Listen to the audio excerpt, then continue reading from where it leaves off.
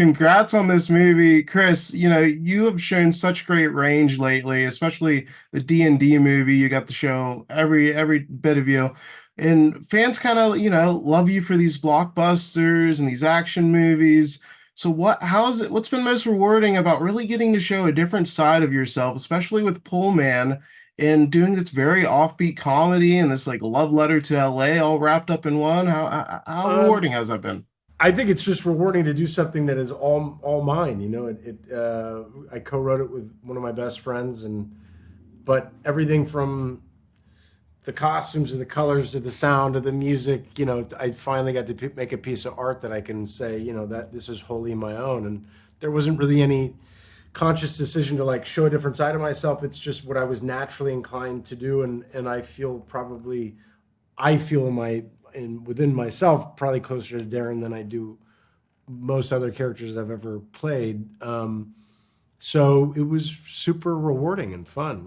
It was just the whole thing was about following the giggle. Follow the giggle, see where it takes you. That's incredible. And Danny, you're not just a great actor, you're also a very talented director yourself. So I was curious if during filming, did you and Chris ever, talk about Oh directing yeah. any? Oh Or yeah. Oh yeah. how Oh were yeah. those conversations? Oh, we talked from the very beginning when I read the script. I loved it. I thought it was a great character to play. From the very first rehearsal, when we had to go through all the pandemic and wait for all these things to come together, we were thinking about it for a long time.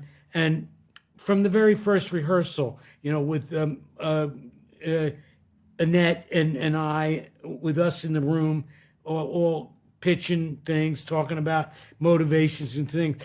Actually, what's great about it was that he was very free as a director to allow the actors to, riff off and try things, and you never felt any kind of constraints in things, and let us go like have a lot of fun with him.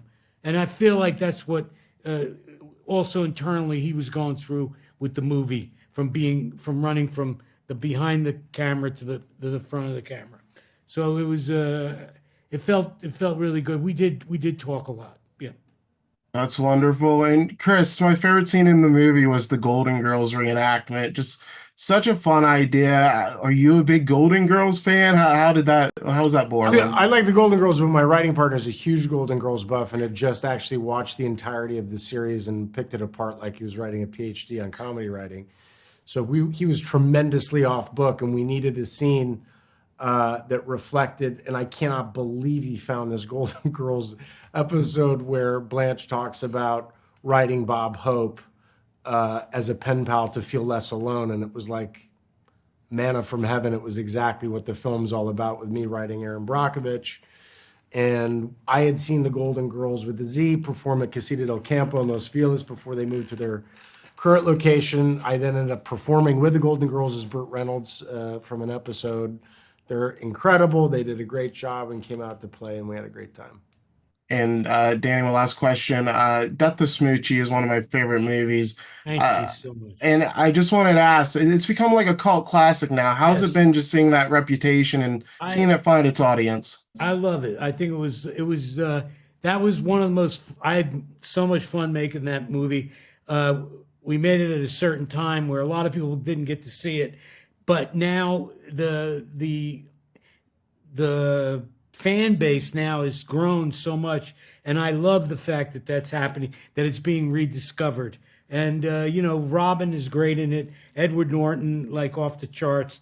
All the people who contributed to that movie really did a great job. And that's a wild and wacky, crazy movie, and I love. It's dear to my heart. That to Smoochie.